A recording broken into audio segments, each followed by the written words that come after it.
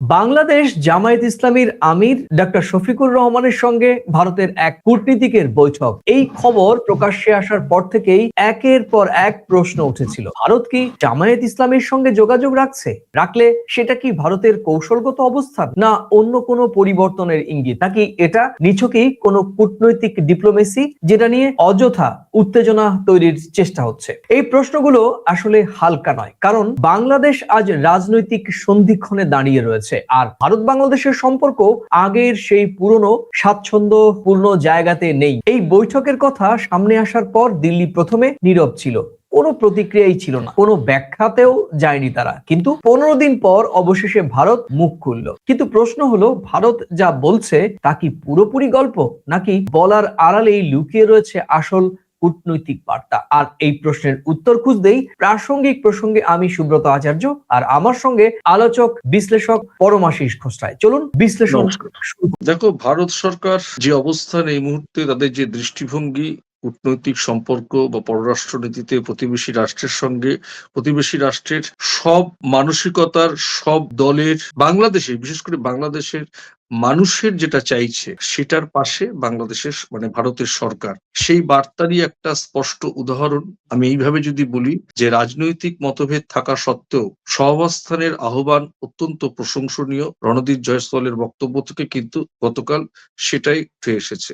দায়িত্বশীল সাংবাদিকতার জন্য উদ্ধৃতি অত্যন্ত গুরুত্বপূর্ণ বিষয় এবং এটি অত্যন্ত ভারসাম্যপূর্ণ মন্তব্য বলে আমার মনে হয়েছে। তিনি সহিংস রাজনীতির ক্ষতিকর দিক স্পষ্ট করেছেন, শান্তিপূর্ণ ভবিষ্যতের স্বপ্ন দেখার আহ্বান রয়েছে তার বক্তব্যে, রাজনৈতিক সংস্কৃতিতে শালীনতার প্রয়োজনীয়তাও তিনি তুলে ধরেছেন। বক্তব্যটি তরুণ সমাজের কাছে কিন্তু একটা নতুন বার্তা দিতে পারে। এই মুহূর্তে বাংলাদেশের সাধারণ মানুষ যেটা চাইছে, তার পাশে যে ভারত সরকার আছে সেটা কিন্তু, এবং গণতান্ত্রিকভাবে যে ভারত সরকার সব দৃষ্টিতে সব রাজনৈতিক দলকে যে সমমর্যাদার ভিত্তিতে তারা যে প্রাসঙ্গিক বক্তব্য রাখছেন, সেটা কিন্তু তার প্রকৃত উদাহরণ। কালকের এই যে সাংবাদিকদের যে উত্তরে তিনি মন্তব্য করেছেন, সেটা থেকে কিন্তু একেবারে প্রকৃত সত্যতাটাই উঠে এসছে।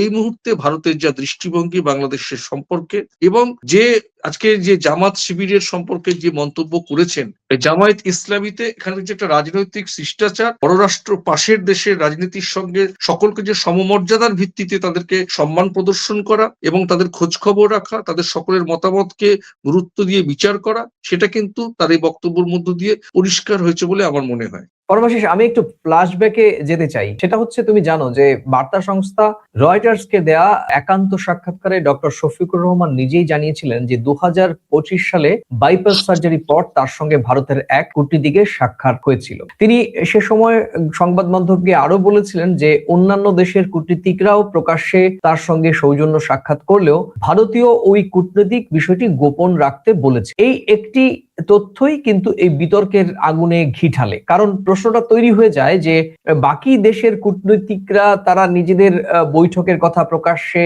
আনতে চাইলেও ভারত কেন এই বৈঠকটি গোপন রাখতে চাইবে? এটা কি শুধুই সৌজন্য সাক্ষাৎ ছিল, নাকি এর পেছনে কোনো রাজনৈতিক বা কূটনৈতিক গুরুত্ব ছিল? এবং তার পরিপ্রেক্ষিতে এই বিষয়টি নিয়ে জল ঘোলা হয়, এবং গতকাল যখন নিয়মিত আমাদের পররাষ্ট্র দপ্তরের একেবারে দুধে কূটনীতিক সিনিয়র অফিসার জয়সওয়াল, উনি আমাদেরই এক বর্ষিয়ান সাংবাদিক, বাঙালি সাংবাদিক গৌতম লাহিড়ী দাও, উনি রণদীপ জয়সওয়ালকে প্রশ্নটি করেছিলেন, এবং তার পরিপ্রেক্ষিতে কিন্তু এই প্রথম প্রকাশ্য যে ভারত এই কথাটি, এই বৈঠকের বিষয় স্বীকার করেছে। দেখো, সৌজন্য সাক্ষাৎও কিন্তু একটা কূটনৈতিক সম্পর্কের একটা অধ্যায়, এবং সেই অধ্যায়টা সেটা কিন্তু রণদীপ জয়সওয়াল যে বললেন যে এটা একটা বিউটি, মানে তুমি একটি শব্দ তুমি পরিষ্কার করে তুমি যদি শব্দটিকে আলাদা করো, তাহলে এটা একটা সৌন্দর্য। বাংলাদেশের সব ধারাবাহিক গণতন্ত্র প্রতিষ্ঠার ক্ষেত্রে সমস্ত রাজনৈতিক দল বা বাংলাদেশের সমস্ত স্টেক হোল্ডারদের সঙ্গেই ভারত নিয়মিত যোগাযোগ রাখে বা সেটা অব্যাহত রয়েছে। এবং উনি নাম করেননি যে ডক্টর শফিকুর রহমানের সঙ্গে বৈঠকের বিষয়, তবে বলেছেন যে এই বিষয়টি একটি সেই বিউটিরই অংশ বা সৌন্দর্যেরই একটি অংশ।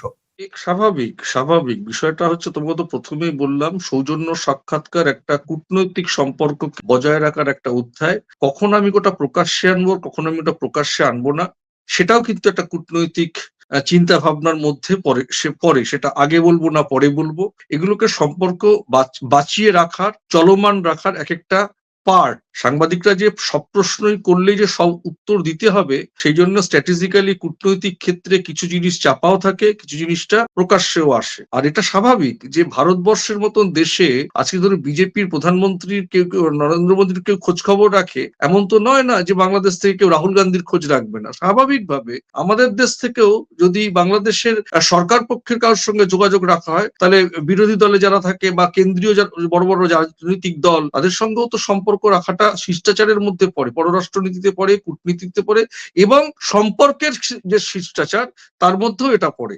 কিন্তু বিতর্ক কখন তৈরি হয়? যখন বিতর্কের যথেষ্ট অনুষঙ্গ থাকে পরমাশিস। এটি একটি নিয়মিত কূটনৈতিক সম্পর্ক বা শিষ্টাচার, বা এটাই হওয়া উচিত। কিন্তু বাংলাদেশের পক্ষ থেকেই কিন্তু গভীরভাবে অভিযোগ ছিল যে দিল্লির পক্ষ থেকে শুধু একটি রাজনৈতিক দলের সঙ্গেই বাংলাদেশে দীর্ঘ 15 বছর যোগাযোগ রক্ষা করেছিল দিল্লি, বিশেষ করে কেন্দ্রীয় সরকার, বিজেপি সরকার। আমাদের এখানে আসলে সত্যিকার অর্থে বিজেপি সরকার বলে তো কিছু নেই, আমাদের কেন্দ্রীয় সরকার।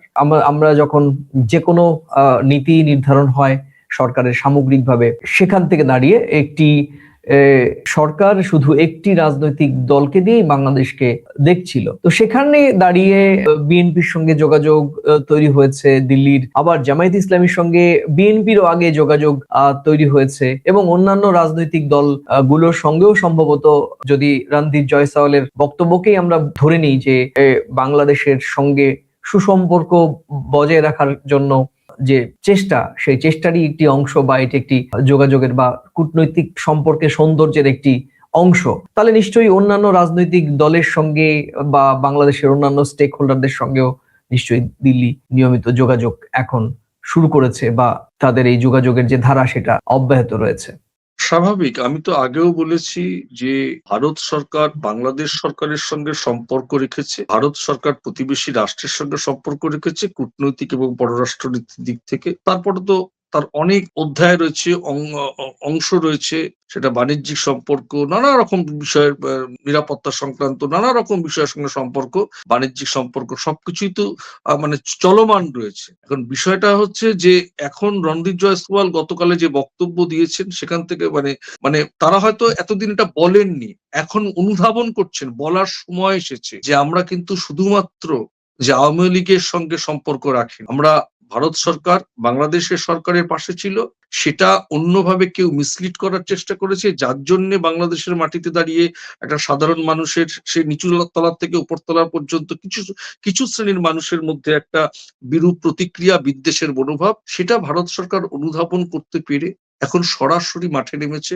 প্রকাশ্যে জানান দিচ্ছে। এবং সেই জন্য কালকে সাপ্তাহিক ব্রিফিং এ জামায়াত ইসলামের সঙ্গে হচ্ছে তাদের কূটনৈতিক ভাবে সৌজন্য সাক্ষাৎ বলা হলেও, সৌজন্য সাক্ষাৎ আমি আগেই বললাম, সৌজন্য সাক্ষাৎ কিন্তু একটা কূটনৈতিক সম্পর্ক বজায় রাখার একটা পার্ট বা অধ্যায়। তো স্বাভাবিকভাবে এটা এখন বলার সময় এসেছে। আগেই বললাম, কোনটা কখন বলবো সেটা সময়ের সঙ্গে বলবো, সময়ের প্রয়োজনে বলবো। সব কথা তো যখনই হলো তখনই বলার দরকার হয় না। তো স্বাভাবিকভাবে সেই কারণে বিতর্ক হয়তো ভাবতে পারে আওয়ামী লীগ বা যারা আওয়ামী লীগের নেতাকর্মী আছেন, জামায়াত ইসলামের সঙ্গে কেন ভারত সরকার যোগাযোগ রেখেছে? তারা তো বাংলাদেশেরই একটা রাজনৈতিক দল, নিষিদ্ধ তাদের দেশে, আমাদের দেশে তো নয়। একদমই। দেখো, আমাদের দেশে রাজনীতি করে না, এখন তারা প্রকাশ্যে এসছে, এখন যখন প্রকাশ্যে এসে তাহলে বলতে অসুবিধা কোথায়? না, ভাবা হচ্ছিল যে এই বিষয়টি দিল্লির পক্ষ থেকে স্বীকারই করা হবে না, কিন্তু আমি যদি একদম স্পেসিফিক আরেকটু দর্শকদেরকে এই বক্তব্যের অংশ যদি আমাদের মতো করে একদম কোট আন কোট বলি, যে কি প্রশ্নের উত্তর, কি প্রশ্ন হয়েছিল, এবং যে প্রশ্নের উত্তর গৌতম লাহিড়ী উনি বলেছিলেন যে সম্প্রতি বাংলাদেশের জামায়াত ইসলামের আমির, উনি একটি আন্তর্জাতিক গণমাধ্যমকে বলেছেন যে তার শারীরিক অসুস্থতার সময় একজন ভারতীয় কূটনীতিক এসেছিলেন, বাকি অন্যান্য বিদেশি কূটনীতিকরা তাদের বিষয়ে তথ্য বাইরে সংবাদ মাধ্যমে জানানোর কথা, তাদের সম্মতি থাকলেও কিন্তু ভারতীয় যে কূটনীতিক এসেছিলেন তিনি বিষয়টি গোপন রাখতে অনুরোধ করেন। এই বিষয়ে আপনার মন্তব্য কি? তখন রণধীর জয়সওয়াল উনি বললেন, সুনির্দিষ্টভাবে কি বললেন, বাংলাদেশের সঙ্গে আমাদের ঘনিষ্ঠ দ্বিপাক্ষিক সম্পর্ক রয়েছে, আমাদের হাই কমিশনারের কর্মকর্তারা নিয়মিত বিভিন্ন সংলাপেও অংশ, আপনি যে দলটির কথা বললেন তাদের সঙ্গে বৈঠককে সেই প্রেক্ষাপটেই দেখা উচিত। এখানে পরমাশিস তিনটে বিষয় স্পষ্ট, আমি এটা ডিকোড করেই বলছি, কারণ আমাদের এই ভিডিওটিও বিভিন্ন স্টেক হোল্ডাররা দেখবেন বা আমাদের পররাষ্ট্র দপ্তরের যারা সংশ্লিষ্ট দায়িত্বশীল কর্মকর্তা, যাতে কোনো ভুল ব্যাখ্যা না ছড়িয়ে পড়ে তার জন্য এই বক্তব্যের তিনটি বিষয় আমাদের কাছে মনে হচ্ছে যে, এক, বৈঠকের কথা আনুষ্ঠানিকভাবে অস্বীকার করা হয়নি। দ্বিতীয়ত, যে জামায়াতকে রাজনৈতিক স্বীকৃতিও দেওয়া হয়নি। পুরো বিষয়টিকে রুটিন কূটনৈতিক সংলাপের ফ্রেমে বাঁধা হয়েছে। এই তিনটি বিষয় আমরা এই রান্ধি জয়সওয়ালের প্রশ্নের, আমাদের যে গৌতম দা বলেছেন যে প্রশ্ন করেছেন, তার উত্তরে যা আমরা পেয়েছি, সেই উত্তরটি যদি আমরা ডিকোড করি তাহলে তিনটি বিষয় সামনে এসেছে। দেখো, বিষয়টা হচ্ছে একদম খুব নর্মাল ভাবে যদি আমরা দেখি জিনিসটা, খুব সাধারণ ভাবে, প্রথম কথা হচ্ছে জামায়াতে ইসলামীর এই যে সাম্প্রতিককালে যে ভারতীয় কূটনীতিক তাকে দেখতে গেছিলেন তার অস্ত্রোপচারের পর, যতদূর সম্ভব জানেন তো ওনার বাইপাস সার্জারি হয়েছিল, উনি সেটা নিজেই জানিয়েছেন। তো সেক্ষেত্রে এটা তো একটা, অবশ্যই সে একটা দায়িত্বশীল রাজনৈতিক নেতৃত্ব। আমি যদি আমাদের দেশের বিচার করে দেখি, যে আমাদের দিল্লিতে বা আমাদের পশ্চিমবঙ্গে কোনো একজন কোনো কূটনৈতিক, ধরো আমাদের এখানে বাংলাদেশ হাই কমিশনের অফিস আছে, কোনো কূটনৈতিক ধরো বিমান বসুকে দেখতে গেল, আমি এরকম ভাবে বললাম কোনো কারণে, সেটা তো একটা সৌজন্যতা, ভদ্রতা, একটা দেশের মানুষের সঙ্গে সম্পর্কের এটা একটা অধ্যায়, একটা পার্ট, এটা অংশ। তো সেটাকে কোন সময় স্বীকার করা হবে আর কোন সময় স্বীকার করা হবে না, হয়তো গৌতম দা প্রশ্ন করেছেন, আগে কেউ হয়তো প্রশ্ন করেনি, গৌতম দা প্রশ্ন করেছেন, রণদীপ জয়সওয়াল উত্তর দিয়েছেন, এটা একটা সৌজন্য, খুব সহজ ব্যাপার। এটা নিয়ে জটিলতা করে কোনো লাভ নেই, বরঞ্চ এখান থেকে আবারও পরিষ্কার যে ভারত সরকার 2024-এর 5ই আগস্টের গণ অভ্যুত্থানের পর ঠিক আগে যেভাবে ভারতের সঙ্গে বাংলাদেশের সম্পর্কের চলমান সম্পর্ক ছিল, হ্যাঁ, অস্থির সময়ে কিছু সেফগার্ড, নিরাপত্তা সংক্রান্ত অনেক কিছু বিধিনিষেধ, পাসপোর্ট, ভিসা, এইসব সংক্রান্ত বিধিনিষেধ আরোপ করা হয়েছে, পথ ব্যবহারের কথা বলা হয়েছে, বিভিন্ন বাণিজ্যিক সড়ক পথ ব্যবহারের নিষেধাজ্ঞা এসেছিল। সেগুলো আমি বিশ্বাস করি 2026-এর 12ই ফেব্রুয়ারি বাংলাদেশে জাতীয় নির্বাচন সম্পন্ন হওয়ার পর বাংলাদেশের সাধারণ মানুষ গণতান্ত্রিকভাবে তাদের অধিকার, ভোটাধিকার যদি প্রয়োগ ঠিক মতন করতে পারে, জাতীয় নির্বাচন কমিশন এবং অন্তর্বর্তী সরকারের সার্থকতার মধ্য দিয়ে যদি কাজটা সুসম্পন্ন হয়, ভারত সরকারের সঙ্গে বাংলাদেশ সরকারের সম্পর্কের চলমান অবস্থা আরো সুদূর প্রসারী হবে বলে আমি বিশ্বাস করি। দেখো, আজকে তুমি যেটা বললে যে এর আগে সাংবাদিকরা প্রশ্ন করেননি বলেই হয়তো, কারণ এটা তো যে প্রশ্ন না করলে কোনো ব্রিফিং এ বলবে না, সরকারি পক্ষ থেকে অতটা গুরুত্বপূর্ণ বিষয় নয় যে বলবে, বা ব্রিফিং এর ক্ষেত্রে তাই হবে যে সমস্ত প্রশ্ন জমা পড়বে এবং তারপর আস্তে আস্তে করে মুখপাত্র বা দেশের অবস্থান জানানো হবে। এক্ষেত্রেও তাই হয়েছে। গত কয়েক সপ্তাহে এই চলমান বিতর্কে দিল্লিতে অবস্থানরত কোনো সাংবাদিকের কাছে হয়তো এটা গুরুত্বপূর্ণ বলে মনে হয়নি, কিংবা তাদের হয়তো অন্যান্য ইস্যুর চাপে হয়তো এই ইস্যুগুলো রেজ হয়নি। তো যেভাবেই হোক, গৌতম দার প্রশ্নটি আনার পর এখন বিষয়টি আলোচনা হলো। দেখো, আমরা যদি একেবারে বিষয়টি খোলামেলা আলোচনা করি, তাহলে ভারত সম্পর্কে বাংলাদেশের সাধারণ মানুষের সম্পর্ক বিষয়ে মানসিকতা তো বেশ একটা ভালো নয়, নেতিবাচক। আর জামায়াত ইসলামীর মতো একটি ধর্মীয় রাজনৈতিক সংগঠনের সঙ্গে ভারতের সম্পর্ক, ভারতের কোনো কূটনীতিক তাকে খোঁজ খবর করতে যাওয়া, কিংবা তার শারীরিক কুশল নিয়ে বসা, কিংবা কোনো নেতার সঙ্গে টেলিফোনিক কোনো কনভারসেশন, এই সবগুলোর কিন্তু ভিন্ন মানে খোঁজার লোক রয়েছে সব দেশেই। আবার অন্যদিকে উল্টো পিঠে আমাদের দেশেও কেন্দ্রীয় সরকার, তারাও একটি বিজেপি ধর্মভিত্তিক এবং রাজনৈতিক দল। স্বাভাবিকভাবেই এই দুটো উইং থেকে, এই দুটো জায়গা থেকেই কিন্তু এই যে যোগাযোগ, এটা একটা ভিন্ন বার্তা ছড়িয়ে পড়তে পারে। কারণ বাংলাদেশ এবং ভারতের মধ্যে চলমান যে কূটনৈতিক সংকট, তার থেকে যদি আমরা আরেকটু গভীরে যাই, যে দুই দেশের সাধারণ মানুষের মধ্যে যে মানসিকভাবে একটা অংশের উপর প্রবল বিদ্বেষ এবং বৈরী মানসিকতা, সেখানে দাঁড়িয়ে এই ধরনের বৈঠক আমার মনে হয় যে ভিন্ন বার্তা যেত। সে কারণেই সম্ভবত আমি বা কোনো কাউকে আমি জাস্টিফাই করছি না ভারতের পক্ষ থেকে কেন গোপন রাখতে বলা হয়েছিল এই কারণেই কিনা, কিন্তু আমার একজন মাঠ পর্যায়ের সাংবাদিক হিসেবে, বা আমি ভারত বাংলাদেশের সম্পর্ক নিয়ে যেহেতু চেষ্টা করি কাজ করার, সেক্ষেত্রে আমার মনে হয়েছে যে কি দরকার এই বিষয়টি নিয়ে এখন সামনে এলে, পত্রপত্রিকায় সামনে ছড়িয়ে পড়লে আবার নতুন করে বিতর্ক তৈরি হবে। ঠিক আছে, যখন বলার তখনই ব্যাপারটি নিয়ে আমরা মুখ খুলবো বা বলবো বা স্বীকার করব বা এটা নিয়ে এড়িয়ে যাব এরকম, এবং সে কারণেই বিতর্কের জন্ম হয়। এবং তুমি জানো কখন এই বিতর্কটা জন্ম হয়েছিল? ঠিক তুমি জানো যে 25 তারিখ তারেক রহমান বাংলাদেশে ফিরলেন এবং তারপর গোটা বাংলাদেশের অবস্থা হয়ে গেল বিএনপিময়, এবং তারপর নিঃসন্দেহে বেগম খালেদা জিয়ার প্রয়াণ ঘটলো এবং তারপর থেকে একটা গোটা বাংলাদেশে এই আপসীর নেত্রীর প্রয়াণে একটা শোকাবহ একটা পরিবেশ তৈরি হলো। ঠিক তার আগে এবং পরে, তার ঠিক মাঝখানে এই ধরনের একটি বিতর্ক সামনে এসে পড়ে, এবং স্বাভাবিকভাবে এই বিতর্ক কিন্তু বাংলাদেশে গণমাধ্যম, বাংলাদেশের যারা সুশীল সমাজ বা রাজনৈতিক বোদ্ধা, তাদের মধ্যে কিন্তু বেশ আলোচনার জন্ম দেয়। সেটা 15 দিন পর দিল্লিতে আছড়ে পড়লো এবং দিল্লি বিষয়টি তাদের অবস্থান থেকে পরিষ্কার করলো। এবার বলো। দেখো, এখানে একটা কথা বলি, সেটা হচ্ছে উগ্র মৌলবাদ, উগ্র হিন্দুত্ববাদ। এই দুটো শব্দ থেকে তুমি যদি উগ্রটা বাদ দিয়ে দাও, তাহলে মৌলবাদ আর হিন্দুত্ববাদ এরা কি দেখা করতে পারে না, বৈঠক করতে পারে না? যেখানে উগ্রতা সেখানেই বিভেদ, সেখানেই সংঘর্ষ, সেখানেই অশান্তি, সেখানেই অগ্নিসংযোগ, সেখানেই হানাহানি, সেখানেই মৃত্যু। এই উগ্রতার কারণে কিন্তু একটা উগ্রতা থেকে আরেকটা উগ্রতার জন্ম হয় এবং প্রতিরোধ গড়ে তোলে। জামায়াত ইসলামীর নেতা, সে তো বাংলাদেশের মাটিতে কেউ যদি বলে যে আমি মুসলিম ভেবে আমাকে ভোট দাও, আমি মনে করি আমি হিন্দু, আমাকে হিন্দু ভেবে ভোট দাও, কিন্তু সেই জায়গায় সে তো ভোট চাইছে, ক্ষমতায় আসতে চাইছে। তুমি তো জানো যে ভারতের মাটিতে দাঁড়িয়ে বাঙালিরা বাদ দিলে কিছু পশ্চিমবঙ্গীয় বাঙালিরা কেউ যদি একটা ভালো জায়গায় যায়, ওড়িশায় এই প্রবণতাটা আছে, বিহারে এই প্রবণতাটা আছে, গুজরাটে এই প্রবণতাটা আছে, পাঞ্জাবে এই প্রবণতাটা আছে, পরিবারে একটা কেউ দাঁড়ালেই সে তার চাচাতো ভাই, খুড়াতো ভাই, মামাতো ভাই, পিস্ততো ভাই, মাসির ছেলে, পিসির ছেলে সকলকে টেনে নিয়ে দাঁড়ায়। এই প্রবণতাটা আমাদের পশ্চিমবঙ্গীয় বাঙালিদের মধ্যে কম আছে, যদিও বাঙালদের মধ্যে আছে। বাঙাল মানে কারা? যারা উদ্বাস্তু হয়ে পশ্চিমবঙ্গে এসেছিল। সরাসরি বলছি। তো সেই জায়গা থেকে দাঁড়িয়ে জামায়াত ইসলামের কোনো নেতার সঙ্গে ভারতের হিন্দুত্ববাদী রাজনৈতিক দল বিজেপির কোনো নেতা কথা বলতে পারে না? কেন পারবে না? গীতাও বলে না উগ্রবাদের কথা, ইসলামও বলে না উগ্রবাদের কথা। করে কারা? সুবিধাবাজি, ধান্দাবাজি, এই বিভেদের রাজনীতিকে তৈরি করে এরা, যারা ধর্ম নিয়ে রাজনীতি করে। হ্যাঁ, তারা করে।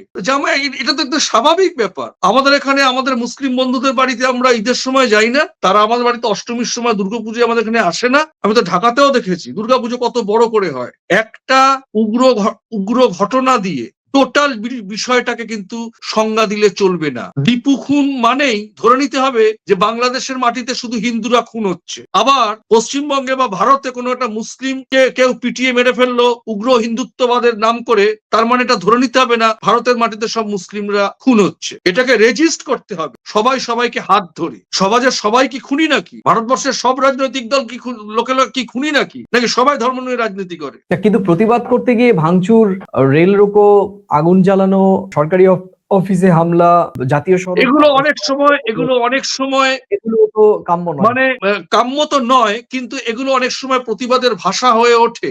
সরকার সেটাকে, প্রশাসন সেটাকে রেজিস্ট করে, কিছু মানুষ এইসবের মধ্য দিয়ে সুযোগ খোঁজে। একদমই তাই। কোনোভাবেই জামায়াত ইসলামের কোন নেতৃত্বকে যদি ভারতীয় কোনো কূটনৈতিক দেখতে চায়, এটাকে বেঁকিয়ে দেখে বিভাজনের রাজনীতি ভাবা ভুল।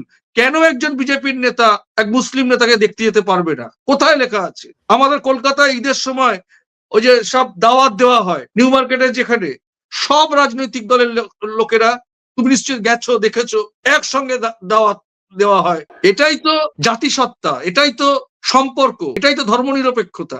যারা ধর্মনিরপেক্ষতাকে ধ্বংস করতে চাইছে তাদের বিরুদ্ধে কথা বলতে হবে। একদমই তাই। কিন্তু দেখো, এই যে ধর্মীয় রাজনৈতিক বা ধর্মীয় মেরুকরণ, সেটি বাংলাদেশেও প্রবলভাবে রয়েছে, এবং আমাদের দেশটিতেও প্রায় বেশ কিছু রাজ্যে তো প্রবল আরো বেশি করে মাথা চাড়া দিয়ে উঠছে, এবং সেটা অবশ্যই চিন্তার কারণ।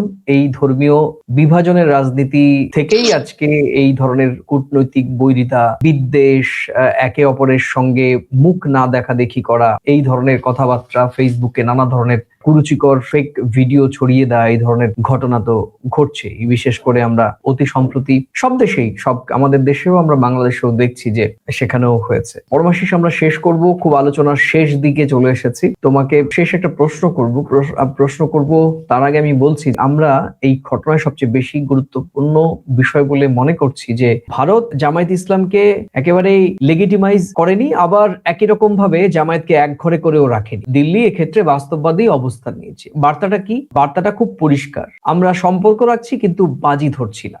আর শেষ করব শুধু এই কথা বলেই যে শুরুতে আমরা 3টি প্রশ্ন তুলেছিলাম। এক, ভারত কি জামায়াতের সঙ্গে সম্পর্ক রাখছে বা রাখবে? এটা কি কৌশলগত পরিবর্তনের ইঙ্গিত নাকি নিছক রুটিন ডিপ্লোমেসি? এই বিশ্লেষণের শেষে দাঁড়িয়ে উত্তরটা স্পষ্ট, হ্যাঁ যোগাযোগ আছে, না এখনো কৌশলগত পালাবদলের ঘোষণা আসেনি। কিন্তু এটাও ঠিক, এটা নিছক সৌজন্য সাক্ষাৎও নয়। ভারত আসলে প্রস্তুত থাকছে বাংলাদেশের ভবিষ্যৎ রাজনীতির জন্য। পরমাশিস, তোমার কাছে শেষ প্রশ্ন যেটা করতে চেয়েছিলাম, সম্প্রতি তারেক রহমান বাংলাদেশে ফেরার পর বাংলাদেশে একটি মহল থেকে প্রবল একটা আওয়াজ উঠছিল যে তারেক রহমান ভারতের সঙ্গে তার সুসম্পর্ক বা ঘনিষ্ঠতা বজায় রেখে দেশে ফিরেছেন, অর্থাৎ ভারত তারেক রহমান বা তার রাজনৈতিক দলকে সমর্থন করছে। কিন্তু মাঝপথে দেখা গেল যে জামায়াতের সঙ্গেও ভারতের সম্পর্ক রয়েছে। এখন কি বিষয়টি কেমন ব্যালেন্স হয়ে গেল নাকি? দেখো, বদনাম বলো রটনা বলো, ভারত সরকার বাংলাদেশের সরকারের কাছে পাশে যে থেকেছে বিগত দিনগুলোতে, কোন রাজনৈতিক দলের কৌশলগত নিজেদের আমরাই শেষ কথা এটা বোঝানোর জন্য আমাদের সঙ্গে ভারত সরকারের সম্পর্ক এটা বাংলাদেশের মানুষের কাছে বোঝানোর চেষ্টা করলেও ভারত তো তা করেনি। কিন্তু ভারত এটা বুঝতে পেরেছে আমার ধারণা যে এই প্রবণতাটা, এই মানসিকতাটা থেকে যারা বাংলাদেশের মানুষকে বোঝাতে চেয়েছে এই বিষয়টা যে বাংলাদেশের সরকারের সঙ্গে নয়, আওয়ামী লীগ সরকারের সঙ্গে ভারত সরকারের সম্পর্ক, এটা ভারত না করলেও ভারত বুঝেছে যে এইটা প্রচলিত ছিল। সেই জায়গা থেকে মানুষ তো ঠেকে শেখে, এটা আমি মানুষকে দিয়ে যদি বলি, তো ভারত সরকারও সময়ের পট পরিবর্তন, ভারত সরকার তো অনেক কিছু অনুধাবন করলো। ভারত সরকার কেন, সবাই জিনিসটা গোটা বিশ্ব দেখেছে, বাংলাদেশের সার্বিক পরিস্থিতি খুব কাছ থেকে দেখেছে।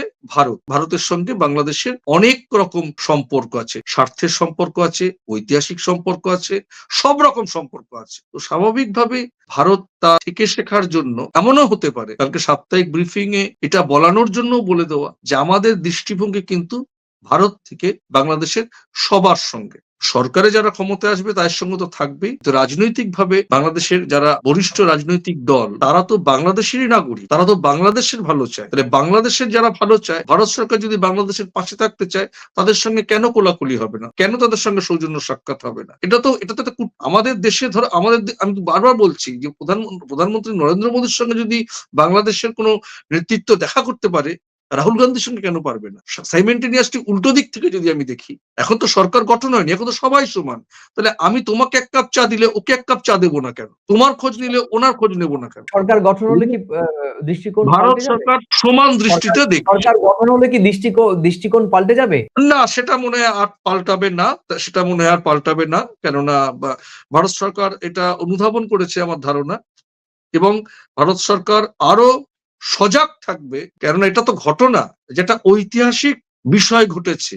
রাজনীতির উত্থান যেমন আছে, রাজনীতির পতন হয়। গণতান্ত্রিক ভোটে যেমন হারা এবং জেতা একটা উত্থান পতন, কিন্তু গণবিক্ষোভের জেরে একটা সরকার যে উৎখাত হতে পারে, সেই জায়গা থেকে ভারত সরকার, আমার বিশ্বাস, আমার অভিমত, আমার ভাবনা, আমার কল্পনা, আমি এটা মনে করি যে ভারত সরকার বাংলাদেশের সঙ্গে আগামীতে যে পররাষ্ট্রনীতি, কূটনীতিতে যে সম্পর্ক বহমান রাখবে, সেই জায়গায় ভারত সরকার অনেক বেশি সজাগ থাকবে, এবং সেই সজাগ শুধু নয়, সেটাকে লালন করার জন্য অনেক বেশি কৌশলগত যত্নবান হবে। অনেক ধন্যবাদ পরমাশিস তোমাকে। আমাদেরও প্রত্যাশা থাকবে যে ভারত বাংলাদেশের যে নির্বাচিত সরকারই আসুক না কেন, সেই সরকারের সঙ্গে তো সম্পর্ক রাখবেই, এবং সরকারে নেই সেই রাজনৈতিক দল এবং ভারতের সাধারণ মানুষের সঙ্গে সুসম্পর্ক বজায় রাখার জন্য ভারত একেবারে ইতিবাচক যে পদক্ষেপ সেগুলো নেবে। এবং একই রকম ভাবে বাংলাদেশের নতুন নির্বাচিত সরকার শুধু ভারতের কেন্দ্রীয় সরকারের সঙ্গে নয়, বরং ভারতের অন্যান্য রাজনৈতিক দল, বলা ভালো 140 কোটি মানুষের সঙ্গে সম্পর্ক তৈরির ক্ষেত্রে ইতিবাচক যে ভূমিকা সেটি পালন করবে। কোনো এক পেশে এক চোখ দিয়ে যাতে দুই দেশের মানুষ, দুই দেশের সরকার প্রতিবেশী সরকারকে না দেখে, এমন প্রত্যাশা কিন্তু আমাদেরও থাকবে। শেষ করব, পরমাশিস তোমাকে অনেক ধন্যবাদ। দেখো, আমরা শুরুতে যে 3টি প্রশ্ন তুলেছিলাম, ভারত কি জামায়াতের সঙ্গে যোগাযোগ রাখছে, এটা কি কৌশলগত পরিবর্তনের ইঙ্গিত নাকি নিছক রুটিন ডিপ্লোমেসি? এই বিশ্লেষণ শেষে দাঁড়িয়ে উত্তরটা খুবই স্পষ্ট, হ্যাঁ যোগাযোগ আছে? না, এখনো কৌশলগত পালাবদলের ঘোষণা আসেনি, কিন্তু এটাও ঠিক, এটা নিছক কোনো সৌজন্য সাক্ষাৎও ছিল না। ভারত আসলে প্রস্তুত থাকছে বাংলাদেশের ভবিষ্যৎ রাজনীতির। তাহলে আজ এই পর্যন্তই। এই ভিডিওর কোন অংশের সঙ্গে আপনি সহমত কিংবা পুরো ভিডিওর মন্তব্যের সঙ্গে আপনি ভিন্ন মত থাকতেই পারেন। আপনার মূল্যবান মন্তব্য মন্তব্যের কলামে লিখে জানাতে পারেন। আর আজ এই ভিডিওটি ভালো লাগলে নিজেদের মাঝে শেয়ার করতে পারেন। আর এই চ্যানেলে নতুন এলে পুরনো ভিডিও দেখে চ্যানেলটি লাইক বা সাবস্ক্রাইব করতে পারেন। আমরা প্রতিদিন নিয়মিতভাবে প্রথমে ইউটিউব এবং পরে ফেসবুকে আমাদের ভিডিও আপলোড করি, দেখার আমন্ত্রণ রইল। তাহলে আজ এ পর্যন্তই। আবার দেখা হবে নতুন কোনো বিষয় নিয়ে, প্রাসঙ্গিক প্রসঙ্গে। ততক্ষণ ভালো থাকুন, সুস্থ থাকুন, সবাই নিরাপদে থাকুন।